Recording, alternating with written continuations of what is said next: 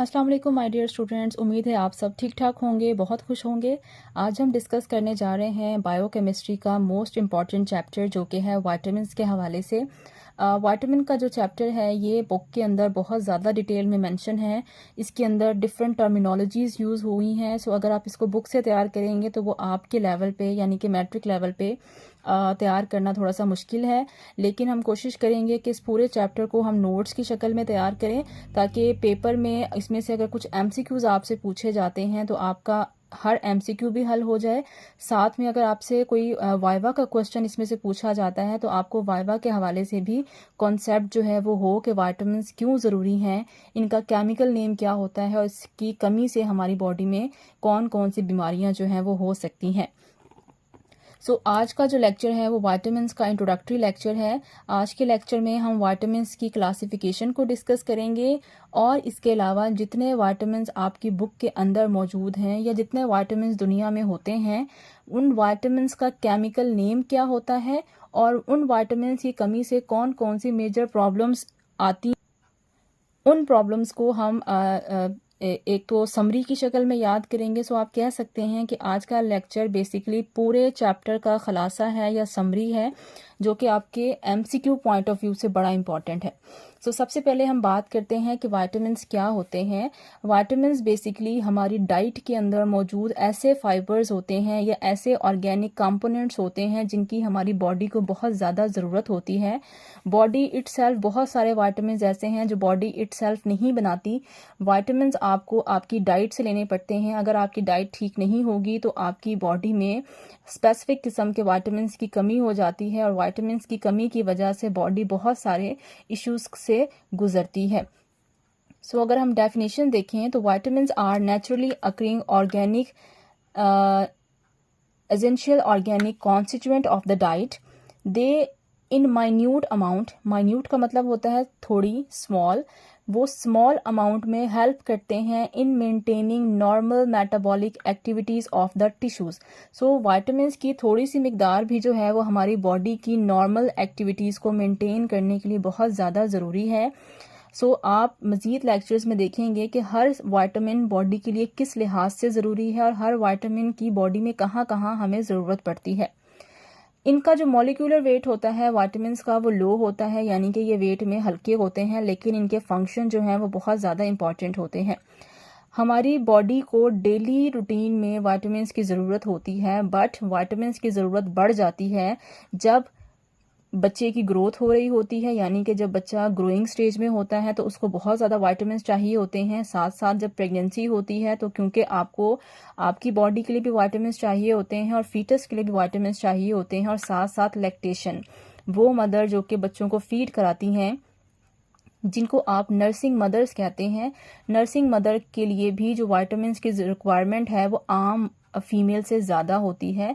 ये 3 कंडीशंस ऐसी हैं जिसमें आपकी बॉडी को नॉर्मल से ज़्यादा वाइटामिन्स चाहिए होते हैं।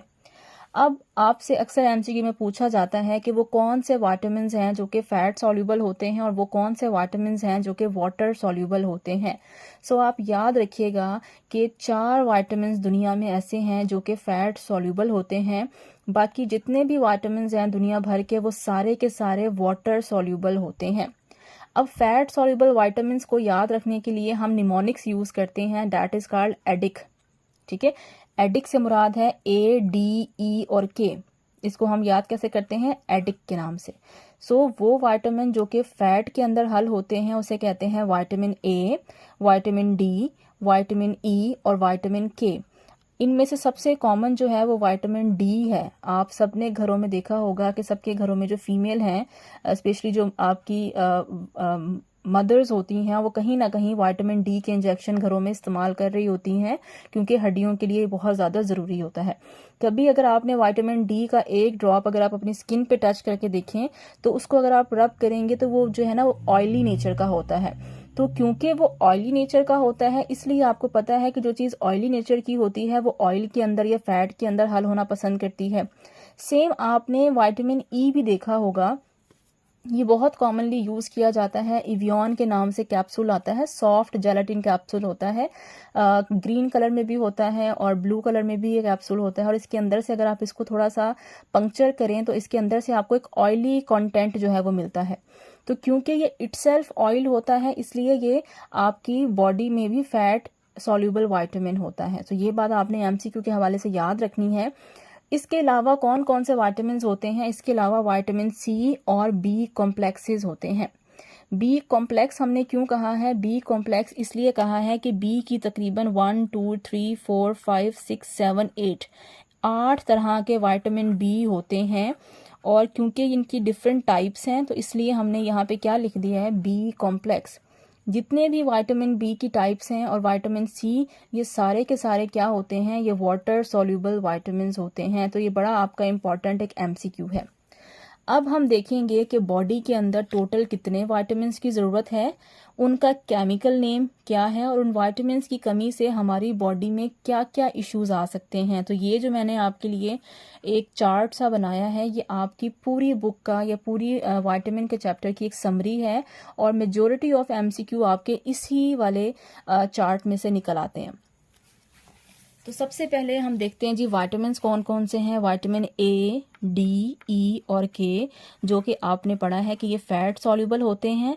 फिर विटामिन सी होता है जो कि वाटर सॉल्यूबल है। फिर आप देखें विटामिन बी की कौन कौन सी टाइप्स होती हैं? B1, 2, 3, 5, 6, 7, 9 और 12। विटामिन B4 और B8 जो है वो नहीं होता। ये विटामिन के नाम है और आपने इसको याद रखना है, ठीक है। अब आ जाते हैं एक एक विटामिन के ऊपर और उसका केमिकल नेम और उसकी डेफिशिएंसी। याद रखिएगा विटामिन ए का केमिकल नेम होता है रेटिनोल। रेटिनोल का लफ्ज निकला है रेटिना से। रेटिना क्या होता है? रेटिना हमारे आंख की एक लेयर होती है। सो हमारी आंखों के लिए विटामिन ए जो है वो बड़ा इंपॉर्टेंट है, क्योंकि अगर विटामिन ए या रेटिनोल नहीं होगा तो जो हमारी आंख की लेयर है जिसका नाम रेटिना है वो डैमेज हो जाती है, उसमें हमें देखने में मसला होता है। सो जिन लोगों में विटामिन ए की कमी हो जाती है उनको नाइट ब्लाइंडनेस हो जाती है। नाइट ब्लाइंडनेस ये होता है कि जैसे ही अंधेरा होना शुरू होता है मगरिब के वक्त या जब सूरज गरूब होना शुरू होता है तो उसके बाद क्योंकि आपकी रेटिना के अंदर विटामिन ए की कमी हो जाती है, जिसकी वजह से आंख जो है वो किसी भी चीज़ को फोकस नहीं कर पाती और आपको धुंधला नजर आना शुरू हो जाता है, उसे हम कहते हैं नाइट ब्लाइंडनेस। तो आपने इसका केमिकल नेम भी याद रखना है और उससे होने वाली कम बीमारी को भी आपने याद रखना है। सेकेंड विटामिन है विटामिन डी। इसको सब जानते हैं, ये किस नाम से आता है? इसका केमिकल नेम होता है कैल्सीफिरोल, ठीक है। और आपको पता है विटामिन डी जो है वो हमारी हड्डियों के लिए बड़ा ज़रूरी होता है। सो अगर विटामिन डी की कमी हो जाए तो हमारे पास कौन सी बीमारी होती है? हमारे पास ऑस्टियोमलेशिया होता है और रिकेट्स होता है। ऑस्टियोमलेशिया क्या है? अगर बड़ों के अंदर हड्डियां कमज़ोर हो जाएं, हड्डियां टूटना शुरू हो जाएं तो उसको ऑस्टियोमलेशिया कहते हैं। और अगर बच्चों के अंदर हड्डियों की बीमारी हो तो उसको रिकेट्स कहते हैं। विटामिन डी क्योंकि हमारी बोन्स के लिए बहुत ज़्यादा ज़रूरी है, तो कुछ बच्चे ऐसे होते हैं जिनमें बोर्ड लेग्स होती हैं। बोर्ड का मतलब होता है कि टांगे उनकी मुड़ी हुई होती हैं। उन बच्चों को हम कहते हैं कि इनको रिकेट्स हुआ है। सो आपने डिफरेंस याद रखना है। बड़ों में बीमारी हो हड्डियों की तो उसको ऑस्टियोमलेशिया कहते हैं, और छोटों में या बच्चों में अगर बीमारी हो हड्डियों की तो उसको आप रिकेट्स कहते हैं। तीसरा विटामिन आपके पास आता है विटामिन ई। विटामिन ई जो है इसको केमिकल नेम होता है टोकोफिरोल, ठीक है। लफ्ज टोको का मतलब होता है चाइल्ड बर्थ और फिरोल का मतलब होता है बर्दाश्त करना, बेयर करना। सो एक ऐसा विटामिन जो कि रिप्रोडक्शन के लिए बड़ा इंपॉर्टेंट है। विटामिन ई की अगर कमी हो जाए तो मेल के अंदर स्पर्म्स की प्रोडक्शन कम हो जाती है और फीमेल के अंदर एग्स की प्रोडक्शन कम हो जाती है, जिसकी वजह से रिप्रोडक्शन का प्रोसेस नॉर्मल नहीं हो सकता और as a result decrease fertility हो जाती है। फर्टिलिटी क्या होता है? फर्टिलिटी होता है रिप्रोडक्शन की सलाहियत। तो अगर विटामिन ई की किसी के अंदर कमी हो जाएगी तो उसकी फर्टिलिटी पावर जो है वो डिक्रीज हो जाएगी और वो जो है वो नई जनरेशन पैदा करने के काबिल नहीं रहते। नेक्स्ट इंपॉर्टेंट विटामिन आपके पास आता है विटामिन के। विटामिन के का केमिकल नेम होता है फाइलोक्विनोन, ठीक है। केमिकल नेम थोड़े से डिफिकल्ट हैं बट आपने याद रखने हैं, इसमें से आपसे क्वेश्चंस पूछे जाते हैं। अब याद रखिएगा कि विटामिन के जो है वो एज अ क्लॉटिंग फैक्टर काम करता है, यानी कि अगर इमरजेंसी में कोई पेशेंट आपके पास हॉस्पिटल में आया है और उसका बहुत ज़्यादा ब्लड जो है वो लॉस हो गया है और ब्लड नहीं रुक रहा किसी भी कट में से, तो फिर हम क्या करते हैं, हम उसको विटामिन के का इंजेक्शन लगाते हैं। विटामिन के क्या करता है, विटामिन के जाके उसकी बॉडी में ब्लड को रोकता है, यानी कि क्लॉटिंग करता है, जिस जगह पे कट लगा होता है वहाँ से ब्लीडिंग को स्टॉप करवाता है। सो हम कह सकते हैं कि अगर हमारी बॉडी में विटामिन के की कमी हो जाएगी तो हेमरेज हो जाएगा। हेमरेज होता है एक्सेसिव ब्लीडिंग, बहुत ज़्यादा ब्लड का लॉस होना, उसको आप क्या कहते हैं, उसको आप हेमरेज कहते हैं। देन आपके पास आता है विटामिन सी। विटामिन सी जो है ये, इसको आप एस्कॉर्बिक एसिड कहते हैं, यानी कि एक ऐसा विटामिन जो कि एसिडिक नेचर का होता है। और इसकी कमी, ये क्यों ज़रूरी होता है विटामिन सी, एक तो हमारी स्किन के लिए बहुत अच्छा है, साथ साथ जो हमारे मसूड़े हैं जिनको आप गम्स कहते हैं, विटामिन सी उनके लिए बहुत अच्छा है, मसूड़ों के लिए। अगर विटामिन सी की कमी हो जाए तो हमारे मसूड़ों से ब्लड आना शुरू हो जाता है, जब आप ब्रश करते हैं या जब आप खाना खाते हैं तो उस कंडीशन में आपके मसूड़ों से ब्लीडिंग होना शुरू हो जाती है। उस बीमारी को हम कहते हैं स्कर्वे। स्कर्वे होता है गम्स ब्लीडिंग, ठीक है, यानी जब आपके गम्स या मसूड़े से खून आना शुरू हो जाता है एबनॉर्मली, तो उसको आप कहते हैं कि इसको विटामिन सी की कमी हो गई है। लिहाजा फिर जो आप टैबलेट्स यूज़ करते हैं या जो ट्रीटमेंट करवाते हैं उसमें वो आपको विटामिन सी सप्लीमेंट्स देते हैं। उसके बाद आ जाए जनाब बी कॉम्प्लेक्सेस क्या होते हैं। बी कॉम्प्लेक्स में हमारे पास सबसे पहले जो विटामिन आता है that is vitamin B1। Vitamin B1 का जो केमिकल नेम होता है उसको आप कहते हैं थायामीन, ठीक है। विटामिन B1 की कमी से हमारे पास बेरीबेरी हो जाती है। बेरीबेरी क्या चीज़ है, बेरीबेरी एक ऐसा इन्फेक्शन है, ये दो टाइप्स की होती है, एक तो वेट बेरीबेरी होती है और एक ड्राई बेरीबेरी होती है। इस दोनों में क्या होता है कि वेट बेरीबेरी में नॉर्मली हमारा जो हार्ट है या जो हमारे ब्लड की सर्कुलेशन है वो एबनॉर्मल हो जाती है, दिल से प्रॉपरली ब्लड बॉडी को सप्लाई नहीं होता, सो आपका कार्डियोवास्कुलर सिस्टम भी ख़राब हो जाता है। जबकि ड्राई बेरीबेरी में क्या होता है, हमारा जो सेंट्रल नर्वस सिस्टम है, हमारा जो ब्रेन है, उसके अंदर एबनॉर्मलिटी आती है, जिसकी वजह से हमारे मसल्स कमज़ोर हो जाते हैं, हमारे इवन मसल पैरालाइज भी हो जाते हैं और बंदा जो है वो मफलूज भी हो सकता है। सेकेंड टाइप आपके पास विटामिन B2 की आती है, उसको आप कहते हैं राइबोफ्लेविन, ठीक है, और इसी से रिलेटेड इसकी बीमारी है, उसको आप कहते हैं अरीबोफ्लेविनोसिस। अब अरीबोफ्लेविनोसिस क्या होता है, सो ये ज़रा आप देखिएगा, ये बीमारी होती है जिसको आप कहते हैं अरेबोफ्लेविनोसिस।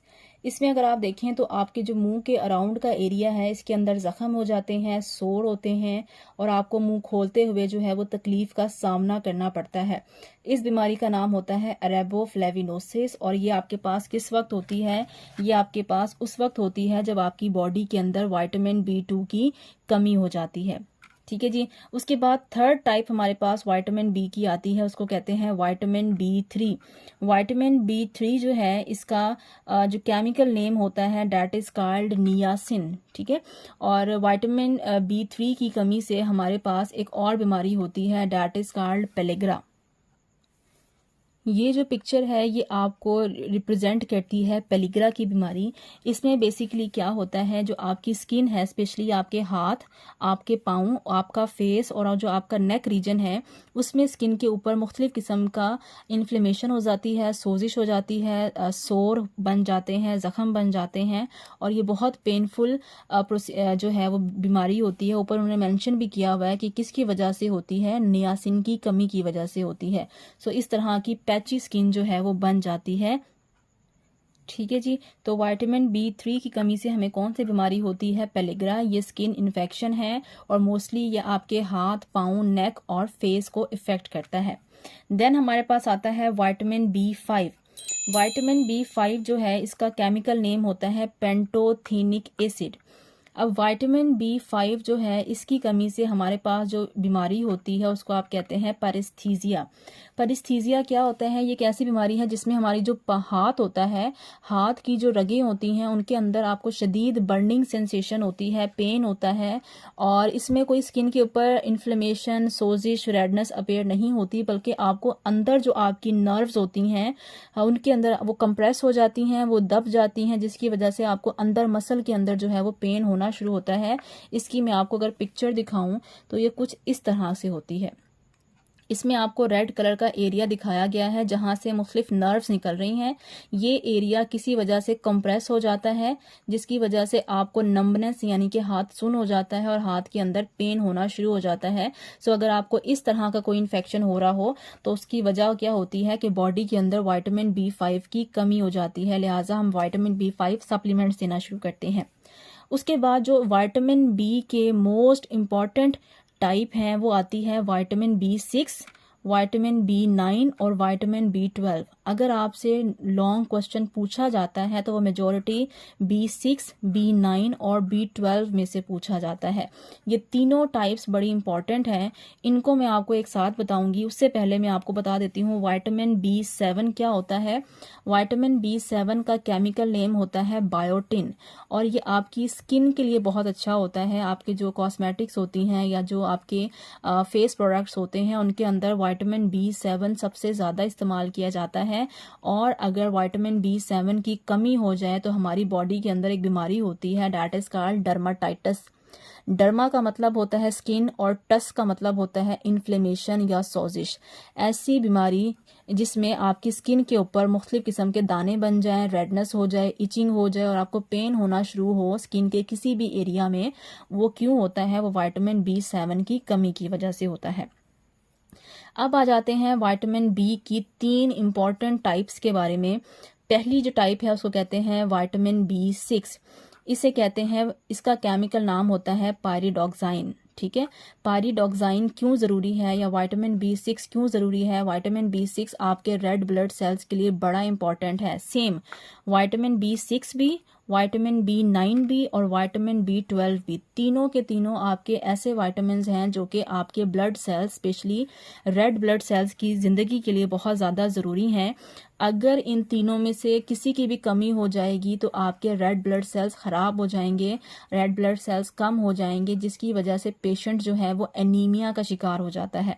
अब एनीमिया की मुख्तलिफ टाइप्स होती हैं। किसी में रेड ब्लड सेल्स बड़े हो जाते हैं तो एनीमिया का नाम डिफरेंट होता है, किसी में रेड ब्लड सेल्स छोटे हो जाते हैं, किसी में रेड ब्लड सेल्स जो हैं वो एबनॉर्मल शेप के हो जाते हैं। तो एनीमिया की डिफरेंट टाइप्स होती हैं। हम देखेंगे कि विटामिन B6 को हमने कहा है कि इसका केमिकल नेम है पायरिडॉक्साइन। अगर विटामिन B6 बॉडी में ना हो तो आपके पास एक एनीमिया होता है जिसका नाम होता है माइक्रोसिस्टिक एनीमिया। लफ्ज़ माइक्रो का मतलब होता है छोटा। एक ऐसा एनीमिया जिसमें आपके जो रेड ब्लड सेल्स का साइज सपोज ये है नॉर्मल, वो छोटा हो जाता है, वो चेंज हो जाता है। सो इस एनीमिया को आप क्या कहते हैं? माइक्रोसिस्टिक एनीमिया। तो आपने इसको MCQ के हवाले से बड़ा अच्छे से याद रखना है तीनों टाइप्स को, कि विटामिन B6 की कमी से आपके RBCs का साइज छोटा हो जाता है तो इसको आप कहते हैं माइक्रोसिस्टिक एनीमिया। विटामिन B9 और vitamin B12 are the most important vitamins for the formation of red blood cells. ठीक है, इसलिए आपने अक्सर देखा होगा कि जैसे ही प्रेगनेंसी स्टार्ट होती है, फर्स्ट ट्राइमेस्टर ऑफ प्रेगनेंसी में फीमेल को विटामिन B9 और विटामिन B12 के सप्लीमेंट्स देना शुरू कर दिए जाते हैं। इसलिए दिए जाते हैं क्योंकि फर्स्ट ट्राइमेस्टर में ही जो फीटस है या बेबी है उसके ब्लड सेल्स ने बनना होता है, इसलिए हम उसको विटामिन B9 और विटामिन B12 सप्लीमेंट्स देते हैं ताकि बच्चे का ब्लड जो है वो अच्छे से बने, रेड ब्लड सेल्स अच्छे से बने और उसकी ग्रोथ जो है वो प्रॉपर हो सके। विटामिन B9 का केमिकल नेम होता है folic acid, most common vitamin है। डेली इसकी अक्सर ख़वातीन विदाउट प्रेगनेंसी भी या जो ख़वातीन 30+ होती हैं वो विटामिन B9 और विटामिन B12 के सप्लीमेंट्स लेना शुरू कर देती हैं। इसकी जो डेली डोज होती है B9 की वो 0.5 mg की एक छोटी सी टैबलेट होती है, उसको आपने डेली जो है वो यूज़ करना होता है। सो विटामिन B9 की अगर कमी हो जाए तो हमारे पास एक एनीमिया होता है, that is called megaloblastic anaemia. लफ्ज़ मेगा का मतलब होता है बड़े। ठीक है, ऐसा एनीमिया जिसमें रेड ब्लड सेल्स का साइज नॉर्मल से क्या हो जाता है? बड़ा हो जाता है। और आपको पता है कि अगर किसी भी चीज़ को आप ज़रूरत से ज़्यादा फुला देंगे तो वो वक्त से पहले बस्ट हो जाती है, फट जाती है। लिहाजा RBCs की नॉर्मल लाइफ होती है 120 दिन की, बट अगर बॉडी में मेगालोब्लास्टिक एनीमिया हो जाए तो RBCs जो है वो वक्त से पहले फट जाते हैं और वो 120 दिन से पहले ही बॉडी में डैमेज हो जाते हैं, जिसकी वजह से पेशेंट जो है वो एनीमिया का शिकार हो जाता है। आखिरी वाइटामिन है, इसको कहते हैं वाइटामिन B12 और इसको आप दूसरे अल्फाज में सायानोकोबैलामीन भी कहते हैं। और इसकी कमी से आपको एनीमिया होता है। एनीमिया का नाम है परनिशियस एनीमिया। परनिशियस एनीमिया एक ऐसा एनीमिया होता है जिसमें हमारी बॉडी के अंदर एक फैक्टर की कमी होती है। उस फैक्टर को हम कहते हैं इंट्रिंसिक फैक्टर। ये इंट्रिंसिक फैक्टर कहाँ से रिलीज होता है? हमारे जो मैदा है, स्टमक है, उसकी दीवारों में से ये फैक्टर जो है वो रिलीज होता है। और intrinsic factor plus vitamin B12 दोनों बहुत ज़्यादा ज़रूरी होते हैं रेड ब्लड सेल्स को बनाने के लिए। अगर इंट्रिंसिक फैक्टर बॉडी के अंदर ना हो, यानी कि किसी वजह से अगर पेशेंट का मैदा ख़राब हुआ हुआ है, स्टमक ख़राब हो गया है और वो स्टमक इंट्रिंसिक फैक्टर रिलीज़ नहीं कर रहा, तो इंट्रिंसिक फैक्टर ना होने की वजह से बॉडी विटामिन B12 को एब्जॉर्ब नहीं करती है। मोस्ट कॉमन MCQ है जो पूछा जाता है, वो आपसे पूछते हैं कि विटामिन B12 की एब्जॉर्प्शन किसकी मदद से होती है? तो जो विटामिन B12 है इसकी एब्जॉर्प्शन के लिए इंट्रिंसिक फैक्टर चाहिए होता है बॉडी में। सो बॉडी में अगर इंट्रिंसिक फैक्टर नहीं होगा तो विटामिन B12 एब्जॉर्ब नहीं होगा। विटामिन B12 एब्जॉर्ब नहीं होगा तो रेड ब्लड सेल्स नहीं बनेंगे और आपको कौन सा एनीमिया हो जाता है? आपकी परनिशियस एनीमिया हो जाता है। तो ये बड़ा इंपॉर्टेंट आपका MCQ है, इसको आपने याद करना है, कहीं पे इसको लिख लें कि विटामिन B12 की एब्जॉर्प्शन के लिए आपको इंट्रिंसिक फैक्टर चाहिए होता है। जब हम विटामिन B12 को डिटेल में पढ़ेंगे तो वहाँ पे मैं ये आपको प्रोसेस जो है डिटेल में समझाऊंगी। ठीक है जी, तो आई होप आज का लेक्चर आपको समझ आया होगा। इससे रिलेटेड कोई भी क्वेश्चन है तो आप कमेंट सेक्शन में जाके पूछ सकते हैं। Please like this video, share this video and subscribe my channel. Thank you so much. अल्लाह हाफिज़।